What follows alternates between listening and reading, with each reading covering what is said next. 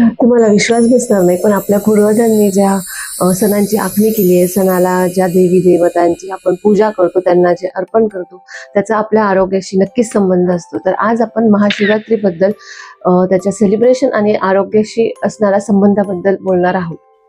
महाशिवरात्री हा सण केवळ आध्यात्मिक दृष्टिकोनातून नाही, तर आपल्या शरीरासाठी आणि ऋतुचर्येच्या दृष्टीतून सुद्धा महत्वाचा आहे. महाशिवरात्रीला आपण शिवलिंगावर बेलपत्र वाहतो. तर बेलपत्र हे शीतल आहे, त्याच्यामुळे आपल्या शरीरातील उष्णता कमी होऊन पित्ताचं प्रमाण कमी होतं.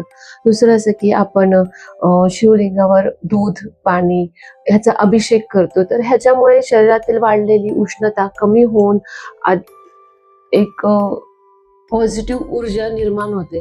तिसरं, महाशिवरात्रीला आपण रात्री जागरण करतो. तर शिशिर ऋतूमध्ये जी थंडी वाढलेली असते, त्याच्यामुळे जो कफ वाढलेला असतो आपल्या शरीरामध्ये, त्याच्यासाठी रात्री जागरण केल्यामुळे कफाचं प्रमाण कमी होऊन आळस झटकण्यास मदत होते. सोबतच एक नामस्मरणामुळे किंवा जागरणामुळे पॉझिटिव्ह ऊर्जा निर्माण होऊन आपली आध्यात्मिक शक्ती वाढते. सोबतच एक नवीन ऊर्जा मिळते शरीराला.